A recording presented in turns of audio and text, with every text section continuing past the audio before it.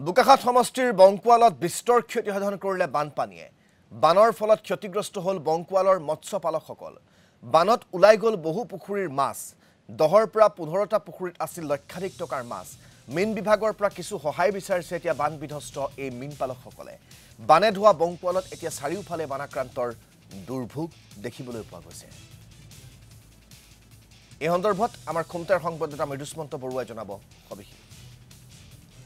বানে ধোৱা বংকুৱালৰ আমি বন্যাত্ৰৰ যি আৰ্তনাদৰ ছবি ইতিমধ্যে দেখুৱাই আছোঁ আৰু চাওক বানে ধুই থৈ গ'ল আৰু আহাৰৰ যি বলিয়া বানে তছনছ কৰি থৈ গ'ল বহুতৰ সপোন আৰু বিশেষকৈ কৃষিজীৱী যি ৰাইজ আছিলে বংকুৱালত যথেষ্ট ক্ষতিগ্ৰস্ত কৰিলে আৰু কৃষিমন্ত্ৰী অতুল বৰাৰ যি বোকাখাত সমষ্টিৰ অন্তৰ্গত এই বংকুৱালৰ বিভিন্ন প্ৰান্তত যদি আপুনি চাই এতিয়া নাজল নাথল অৱস্থা হৈছে সেই কৃষিজীৱী ৰাইজৰ আৰু বিশেষকৈ উজনি বংকুৱালত প্ৰায় 12টাৰ পৰা 15টাকৈ বৃহৎ ফিচাৰী আছিল আৰু বহু লক্ষাধিক টকাৰ মাছ ইতিমধ্যে উৎপাদনৰ বাবে তেওঁলোকে পুহিছিল কিন্তু সেই যি বানে সম্পূৰ্ণ উটুৱাই লৈ গ'ল সেইখিনি আৰু যি সপোনৰ তেওঁলোকৰ ফিচাৰীটোৰ পাৰত এতিয়া হুমুনিয়াহ কাঢ়িবলগীয়া এটা পৰিৱেশ আৰু চাওক এয়া হৈছে আমি বংকুৱালৰ উজনি বংকুৱালৰ পৰা এই পৰিৱেশটো দেখুৱাইছোঁ এয়া হৈছে এই কেইটামান ইয়াতে চাওক এই যে দেখিছে এইসমূহ হৈছে ফিচাৰী ইয়াতে কোনোবা 1.5 লাখ টকা কোনো এটা ফিচাৰীত 1,20,000 টকা এনেকৈ প্ৰতিটো ফিচাৰীতে বহু লক্ষাধিক টকাৰ ইতিমধ্যে মাছ উৎপাদনৰ বাবে এওঁলোকে পৰিকল্পনা কৰি ইয়াতে মাছ জীয়াইছিল কিন্তু চাওক পানী সোমাই সকলোখিনি উটুৱাই লৈ গ'ল যে কেৱল মাছখিনিয়ে নহয় যেন এই মৎস্য পালকসকলৰ সপোন যেন উটুৱাই লৈ গ'ল তেনে হৈছে আৰু এতিয়া পুখুৰীৰ পাৰত বহি ফিচাৰীৰ পাৰত বহি হুমুনিয়াহ কাঢ়িবলগীয়া এক অৱস্থাৰ সৃষ্টি হৈছে আমি কিছু কথা পাতিবলৈ যত্ন কৰিম আপোনালোকৰ বহুত ফিচাৰী আছিলে এতিয়া ফিচাৰীৰ পৰা মাছবোৰ বহুত উটুৱাই লৈ গ'ল আমাৰ এই উজনি বংকুৱালত এই মূৰটোৰ পৰা ধৰি পেলাই আমাৰ এইখিনিতে 5টামান ফিচাৰী আছিলে আমাৰ এইটো চোবাত 5টামান চোবাই মানে চব পানী মানে চব হেৰি কৰি নিলে গ'ল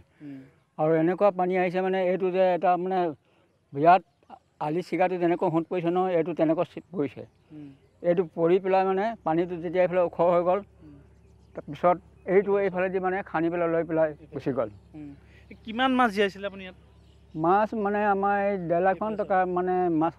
জীয়া কৰা আছিলে তাৰমানে আগতে জীয়া কৰা আছিলে যে কি মাছ জীয়াইছিলে আপুনি ৰৌ মাছ আৰু বিকেট ঘাচ কাপ বাহু এই আপোনাৰ খৰিয়া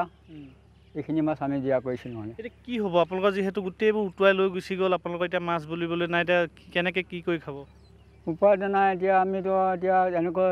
পুখুৰীৰ পৰা মাছ বেচি পেলাই আমি এনেকৈ চলিছিলোঁ হ'লে ল'ৰা ছোৱালী পঢ়ুৱাইছিলোঁ এতিয়াতো কি কৰিম আমাৰতো ভাগি পেলাই চৰক ভাগি মদ পোৱাৰ নিচিনা হৈছে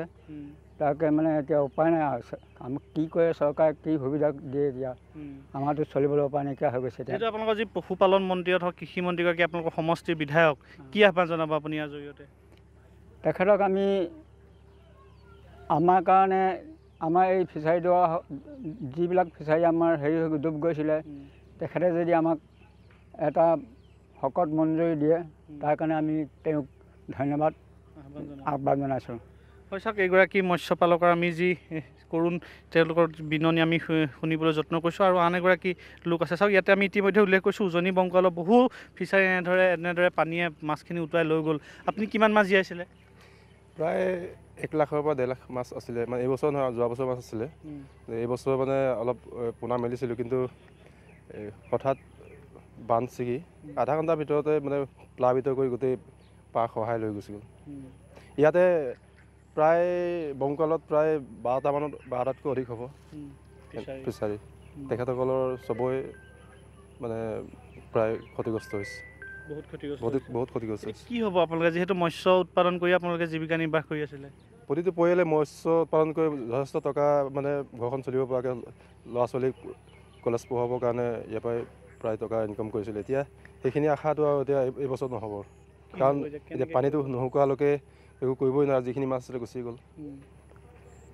কেনেকৈ কৰিব এই বছৰটো আপুনি কি কৰি খাব এতিয়া তাকে উপায় নাই এতিয়া কি কৰিব এতিয়া মানে ভাবি পোৱা নাই এনেকৈ এটা অৱস্থা সৃষ্টি হৈছে আৰু অকল এইটো বুলি নহয় ফিচাৰী বুলি নহয় ঘৰৰ বাকী সা সম্পত্তি ধানৰ পৰা ধৰি পেলাই যথেষ্ট মানুহৰ ক্ষতি হৈছে গতিকে এইবিলাকত চৰকাৰে কেনেকৈ ভূমিকা গ্ৰহণ কৰে পইচা অনাগত দিনত যিটো বিভাগ আছে বিভাগৰ সহযোগিতা যথেষ্ট জৰুৰী হৈ পৰিছে ধন্যবাদ জ্ঞাপন কৰিছোঁ মৃদুস্মন্ত বৰুৱা আমাক সবিশেষ